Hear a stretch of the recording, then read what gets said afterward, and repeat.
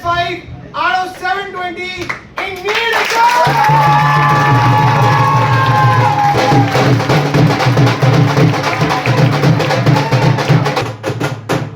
अब भाई ये पूछ लेते हैं कि हमारे बच्चों को मिलकर रिजल्ट निकाला यार? जरूर आएगा, जरूर आएगा। अब भाई ऐसा है, पहले बता दूं मैं कि इसने अराउंड 1 साल पढ़ करके इसे वो रिजल्ट कर दिया जिसने हर बंदा, हर मम्मी पापा चाहते हैं कि ऐसा रिजल्ट कर दे। हेलो,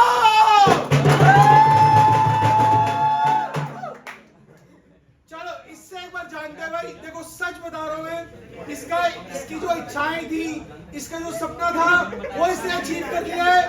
एक बार इनसे जान लेते हैं भाई कि इसने कैसे पढ़ा था और कैसे क्वालिफाई किया, फिर और भी बच्चों से पूछेंगे, ठीक है? तो Ayush, for you, go ahead, एक बार समझाएंगे। और क्या चाहते हो तुम लोग ऐसा रिजल्ट, जल्दी बताओ। Yes, sir.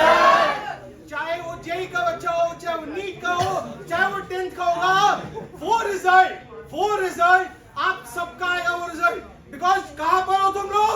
आवाज नहीं आ रही। स्कॉलर्स,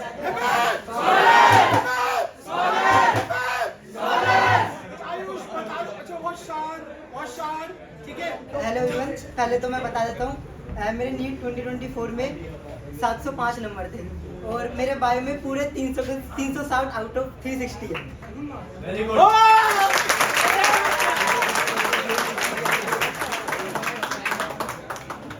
केमिस्ट्री में भी मेरी 180 आउट ऑफ 180 है। सर 360 में से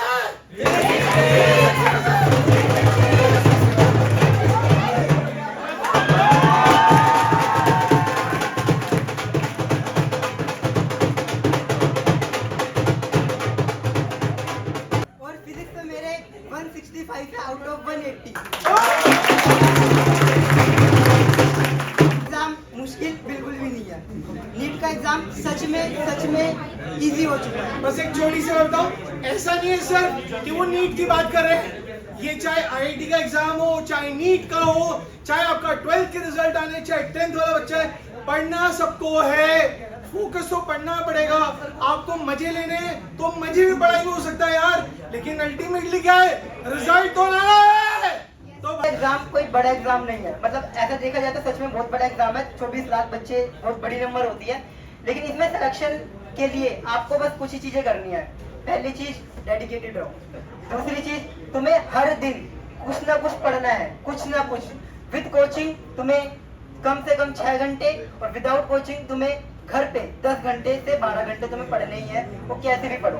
देखो ये जो एग्जाम है ना नीट का, वो अब इस चीज का नहीं रहा है कि तुम कहाँ पे पढ़ रहे हो, कौन सी कोचिंग में जा रहे हो। बेशक कुछ कोचिंग होती है जो तुम्हें अच्छा रिसोर्सेज प्रोवाइड कर सकती है, लेकिन इस समय पे सारी रिसोर्सेज तुम खुद हो।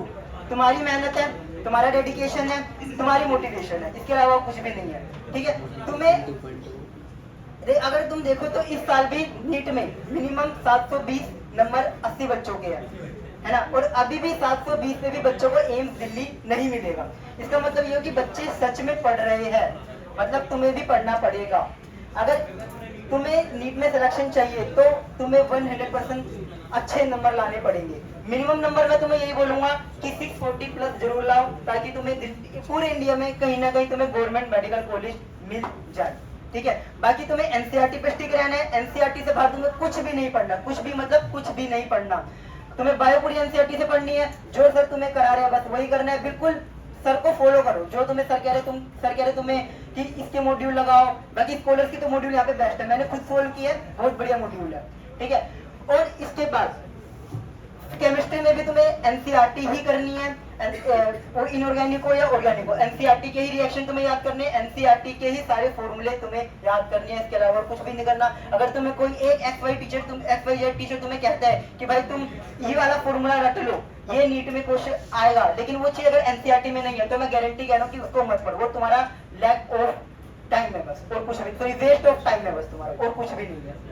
ओके, बाकी फिजिक्स में तुम्हें केमिस्ट्री में एक और चीज कि तुम्हें फिजिकल केमिस्ट्री की भी तुम्हें एनसीईआरटी पढ़नी है, क्योंकि आजकल क्वेश्चन वहां से भी आ रहे हैं। अगर तुम देखो थ्योरेटिकल बेस्ड क्वेश्चन जो केमिस्ट्री में है वो वहां से भी आ रहे हैं, तो तुम्हें एनसीईआरटी भी पढ़नी पड़ेगी फिजिकल केमिस्ट्री की। बाकी इनऑर्गेनिक और ऑर्गेनिक फिर तुम्हें पढ़नी ही है। बाकी बात है फिजिक्स की, तो फिजिक्स थोड़ा सा थ्योरेटिकल न्यूमेरिकल वाला पार्ट होता है, जिसमें तुम्हें बस अपने टीचर को फॉलो करना है। जो तुम्हें टीचर कह रहे हैं कि हाँ भाई तुम ये फॉर्मूला को याद करो, इस शॉर्टकट को याद करो, या इस अगर मान लो कोई एक लंबा क्वेश्चन है तो अगर वो कुछ ट्रिक्स लगा के तुम्हें बता रहे थे, तुम्हें वो भी करना है। बेशक वो फॉर्मूला थोड़ा पढ़ो, लेकिन वो तुम्हारा टाइम जरूर बचाएगा नीट में, क्योंकि तुम्हारे पास इतना टाइम नहीं होता नीट में। तुम्हारे पास एवरेज 1 मिनट होता है for every question. Okay, last में मैं तुम्हें एक और चीज कहना चाहूंगा कि बहुत बच्चे क्या करते हैं, फिजिक्स की एनसीईआरटी को इग्नोर करते हैं। तुम्हें भी इग्नोर ही करना है, उसे बिल्कुल नहीं पढ़ना। लेकिन ड्यूरिंग द लास्ट, जब तुम्हारा अप्रैल के समय, तुम्हें क्या करना है, फिजिक्स की एनसीईआरटी की जो समरी है, लास्ट में समरी होती है ना, या पॉइंट टू रिमेंबर होता है, तुम्हें वो भी पढ़ के जाने हैं। अगर तुम इस साल का देखो तो इस साल एक क्वेश्चन आया हुआ है जो एटम से रिलेटेड है, जिसके ऊपर बहुत ज्यादा जजमेंट हुई है, मतलब बहुत कंट्रोवर्सी हुई थी वो क्वेश्चन, तो तुम्हें वो भी पढ़ना है। तो वो सब पढ़ के जाना। अगर तुम ये सब कर लेते हो, मैं गारंटी कह रहा हूँ, मैं लिख के दे सकता हूँ कि तुम्हारा नीट में सिलेक्शन होना पक्का है। तुम्हें कहीं ना कहीं इंडिया में गवर्नमेंट मेडिकल कॉलेज मिल ही जाएगा, और तुम्हारे नाम के आगे डॉक्टर लग ही जाएगा, और तुम फ्यूचर में तुम कहलाओगे डॉक्टर साहब। एक और चीज बताओ, जिस दिन तुम्हारा यहाँ पे एडमिशन हुआ था स्कॉलर्स में, तो क्या पहले दिन तुम्हें बता दिया था कि स्कॉलर्स आपको 700 पर रिजल्ट आएंगे? पहले दिन बता दिया कि 700 से ज्यादा नंबर आएंगे, ऐसा था कि नहीं? हाँ सर, मुझे जब मैं यहाँ पे आया था तो मेरे 400 से भी कम नंबर थे, ठीक है। लेकिन मुझे जो सर ने, पता नहीं मेरे अंदर सर ने क्या देखा, उन्होंने मुझे देखते ही कहा जाए कि तेरे कंफर्म 680 से 700 के बीच में तेरे नंबर आएंगे, और डेफिनेटली मेरे 700 प्लस नंबर आए।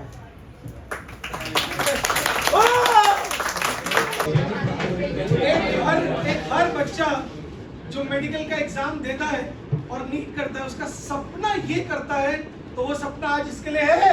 लेट्स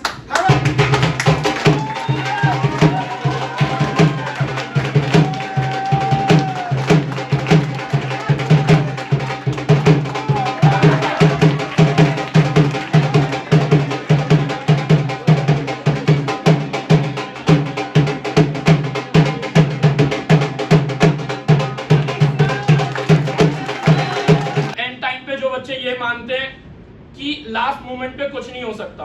अगर तुमने पूरे साल मेहनत की है तो लास्ट मोमेंट पे भी कुछ हो सकता है, और तुमने पूरे साल मेहनत नहीं की तो भी एकदम से फिर फर्क नहीं पड़ेगा, ठीक है। तो एग्जैक्टली इसका वही था, इसने लास्ट मोमेंट तक मेहनत की थी। 600 आने के बाद भी कंटिन्यूस एफर्ट किए, अपने शॉर्ट नोट रिवाइज किए, और फिर फाइनली इसका score on the day of NEET 664 रहा, और इसे एक बहुत अच्छा गवर्नमेंट कॉलेज मिल जाएगा। होपिंग कि जितना ये उम्मीद करती है उससे अच्छा मिले। हाँ, तो अब वानी बताएगी आप लोगों को इसने एग्जाम की प्रिपरेशन कैसे की थी। बायो तो एनसीईआरटी से करी थी। केमिस्ट्री के लिए मैंने केमिस्ट्री के जो इंडेक्स क्वेश्चन होते हैं वो, और बैक एक्सरसाइज के क्वेश्चन, ये सब करे थे। मैंने प्रीवियस ईयर क्वेश्चंस करे थे और केमिस्ट्री के अंदर मैंने इंडेक्स क्वेश्चन करे थे, बैक एक्सरसाइज के क्वेश्चन करे थे, एनसीईआरटी रीड करी थी मैंने उसके लिए। ऑर्गेनिक के अंदर मैंने कोई भी रिएक्शन बाहर से नहीं करा था।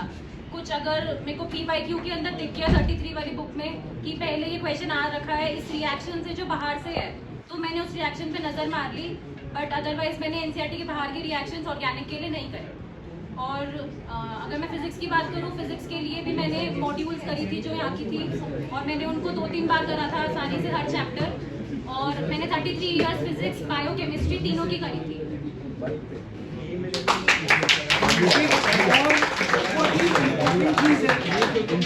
जब जैसे सर ने बताया कि 28 अप्रैल को, 28 अप्रैल का इसके मतलब शी गॉट मोर देन 600 से ऊपर आया। उस टाइम बहुत समय लगेगा कि आपको मतलब आपको डर लगता है, बहुत बार सेटिस्फैक्शन या बहुत बार डर लगता है, उसको कैसे फाइट किया कि मार्क्स बढ़े। और दूसरी बात है, जो यहाँ पे जो एग्जाम्स होते हैं, टेस्ट होता है, जो मॉक टेस्ट होते हैं, वो मॉक टेस्ट का कितना एग्जाम्स बार बार होते हैं एग्जाम, उससे कैसे इम्प्रूव करें। और तीसरी बात, कि जो हमारे एग्जाम बिल्कुल रियलिटी बिल्कुल बराबर होता है कि नीट के एग्जाम बराबर सेम होता है या नहीं होता है? ये 3 प्रश्न मैंने आपसे पूछे, उन तीनों प्रश्न का आंसर जानना चाहते हैं आप लोग कि कैसे आपने उस एग्जाम, और ये सबके लिए, चाहे आप 10th के बच्चे होंगे, जैसे ये चाहे आप 10th के बच्चे हो, जो जेई का बच्चा हो या बच्चा वो नीट का बच्चा हो, सेम क्वेश्चन एवरीवन, सबके लिए इंपॉर्टेंट है। चाहे वो उसके मतलब कोई बोर्ड एग्जाम देना है या उसको जेई के एग्जाम देना है, हमारे जो मॉक टेस्ट कितने क्लोज होते हैं और कितना फ्रिक्वेंटली होता है और कितनी बार आपको डर लगता है, उस समय कैसे इंप्रूव करता है, वो सीखना बहुत जरूरी है। तो सबसे पहली बात तो मेरे पूरे साल 500 की लाइन में मार्क्स आए और मेरे को डर लगता था कि मेरे 600 भी क्रॉस होंगे या नहीं होंगे। जो लास्ट अप्रैल का मंथ था, मैं रोज सुबह उठती थी, सर का फोन आ रखा होता था, क्या कर रही है, कैसे पढ़ रही है। तो फिर मैं सर को कहती थी, सर 600 से ऊपर भी कभी मेरे जाएंगे। सर ने कहा था सिर्फ, सर हमेशा कहते थे 640 आ जाएंगे। पेपर से एक दिन पहले मैं सर से बात कर रही थी, सर कहते थे 640 आ जाएंगे, और बस सर की वजह से आए या कैसे आए, बट मेरे 640 से ऊपर आ गए। और यहाँ के टेस्ट होते हैं वो नीट के नॉर्मल लेवल से जो है वो थोड़े से हायर लेवल के होते हैं, बट लेकिन इस ईयर तो जैसे कट ऑफ रैंक इन्फ्लेशन बहुत ज्यादा हो गया, तो आई गेस अगले साल जो है वो जो एग्जाम पेपर बनेगा वो इसी लेवल का होगा जिस लेवल के स्कॉलर्स के टेस्ट होते हैं। ये बहुत बड़ी बात है कि इस साल रैंक इन्फ्लेशन बहुत ज्यादा हो रहा है। 650 से नीचे admission without category, normal general 650 से एडमिशन नीचे मिलना बहुत मुश्किल है, और इसकी वजह से आप अपनी प्रिपरेशन जो है वो थोड़ी सी जेई लेवल की रखना, स्पेशली फिजिक्स केमिस्ट्री। बायो तो क्या ही हार्ड होगी, रोज ही बताता हूँ, लेंथी हो सकती है, assertion reason statement wise question ज्यादा आ जाएंगे, थोड़ी लेंथी हो जाएगी, टफ फिजिक्स और केमिस्ट्री होगी, तो उसकी प्रैक्टिस जेई लेवल की थोड़ी अच्छे से रखना ताकि तुम औरों से 2 कदम आगे गिरो। ओके, किसी का कोई डाउट है तो पूछ सकता है, या पूछ चुके हो सारे अपने?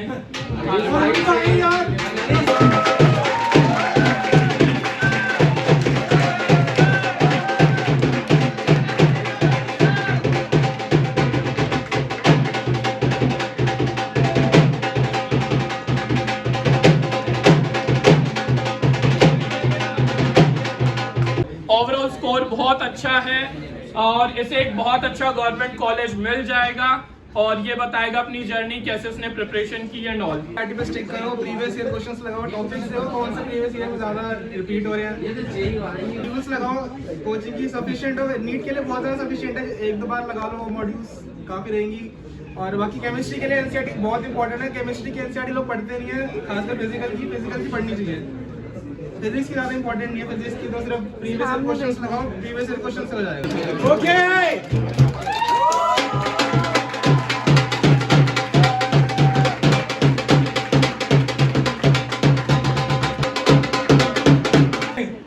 पहला अटेम्प्ट में कितने मार्क्स थे? 380 नंबर से 380 में अब लगभग 600 तक ले आ पाया। अपने एक्सपीरियंस में, पिछले 18-20 साल के एक्सपीरियंस में, मैंने किसी बच्चे को लगभग 250 नंबर इंक्रीज करना ये नहीं है, तो इसने वो कंप्लीट किया। सो यार इट शुड बी ग्रेट, इसीलिए स्टूडेंट को एक बार सीरियस हुआ और 250 नंबर बढ़ाना मैंने नहीं देखा, तो इसने वो काम किया, तो ये इसके एफर्ट्स, ऑब्वियसली टीचर्स तो है बट इसका भी एफर्ट है। तो यार एक बार बताओ कि क्या लगा। तो और एक और हकीकत है, ये ड्रॉपर बैच में भी अगर ये बीच में इसके टाइम आए थे 15 दिन 1 महीना, जब ये 2 बार भटक गया था, वरना ये 650 वाला बच्चा आराम से। तो एग्जैक्टली ये गलतियां तुम मत करना, एग्जैक्टली ड्रॉपर और 12th क्लास के बच्चे, अभी टाइम है, तुम अपना फुल एफर्ट दे सकते हो, जो अभी चीजों को हल्के में ले रहे हो उन्हें मत लो। तो अगर वो 1-2 महीने इसने लाइटली नहीं लिए होते तो ये इसके भी 650 होते, बट हाँ इसे एक गवर्नमेंट कॉलेज मिल जाएगा पंजाब में। ओके, तो 596 स्कोर भी कोई बहुत कम ना समझे, जैसे कम लग रहा है तो कभी नीट दे के देखना 24 लाख बच्चों में, तुम्हें पता चलेगा। ठीक है, तो सूर्यांश तो बता, माइक लगाओ, कैसे स्टार्ट किया था पढ़ना और स्कॉलर्स को क्या फर्क लगा, तेरी लाइफ में तो करता था और अब क्या कहाँ तक पहुँचा? मेरा सिलेबस हो गया था, नवंबर एंड तक हो गया था पूरा, क्योंकि मेरे को जेईई भी देना था। तो जैसे ही मेरा सिलेबस हुआ मैं एकदम रिलैक्स हो गया कि अब तो सिलेबस हो गया, क्या ही पढ़ना है बार बार। तो उसकी वजह से मैं जेईई जब मैंने फर्स्ट जेईई दिया तो मेरे कम परसेंटाइल आए। उसके बाद फिर मैंने वापस मैं मनीष सर से मैंने बात करी कि इतने कम परसेंटाइल आ गए, सुधांशु सर से भी किया, तो उन्होंने मेरे को सपोर्ट करा, मोटिवेट करा। तो उसके बाद फिर मैंने मेहनत वापस करी, फेब मिड से वापस करना स्टार्ट हुआ, तो तब जाके मेरे इतना स्कोर आया। जेई में भी मेरे 91 और इसके जेई में भी 91 परसेंटाइल है, मींस इसे बीटेक में भी एडमिशन लेना है तो मिल which जाएगा। is not easy।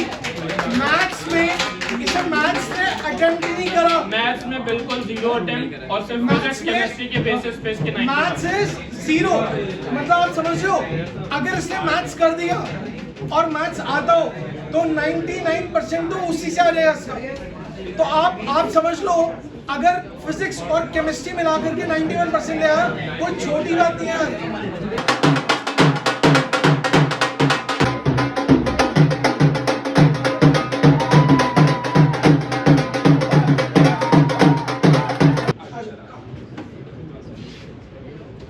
आवाज और सुन। मेरे इस बार 666 नंबर आए हैं।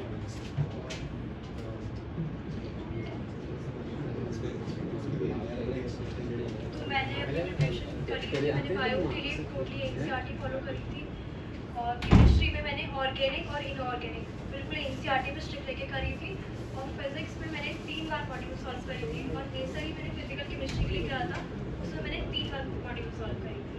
मैंने एक बार सिलेबस दिसंबर एंड तक खत्म कर लिया था, फिर उसके बाद मैंने फर्स्ट डे से दोबारा से पूरी मॉड्यूल सॉल्व करना स्टार्ट कर लिया, और फिर मैंने उनको दोबारा देखा एक बार फेब में, जब मेरा पूरा सिलेबस मतलब मेरा जब जैन में स्टार्ट किया तो उसके बाद मेरा पूरा सिलेबस मार्च मिड तक खत्म हो गया था। फिर जो क्वेश्चन मुझे अभी भी डाउट लग रहे थे तो मैंने उनके सॉल्यूशन ही लिख लिए थे कि मुझे लास्ट मंथ में बिल्कुल एंड में इनके सॉल्यूशंस को रिवाइज करना है।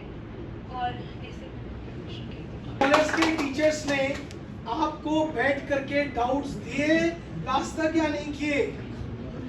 दिए थे सर। कई डाउट्स होते थे तो टीचर्स ने डाउट्स दिए, दिए वो लगा आपको यूजफुल हो, थोड़ा यूजफुल कि ज्यादा यूजफुल है? बहुत यूजफुल था। बहुत useful था। और सच बता रहा हूँ, एक बार बताऊँ, ये बच्ची, इसमें कैपेसिटी बहुत अच्छा कैपेसिटी था, और मैं फिर बोल रहा हूँ ना कि 666 या 720 कैपेसिटी लगभग सेम है। इसने बहुत मेहनत करी, बहुत मेहनत करके बहुत ईमानदार किया। इसने पूरा मॉड्यूल 3 बार जो मॉड्यूल किया ना, उसका ये रिजल्ट है दैट शी इज क्वालिफाइड, और इसको डॉक्टर बन पाएगी 100%। ठीक है, तो एक बार इसके लिए भी अच्छा सा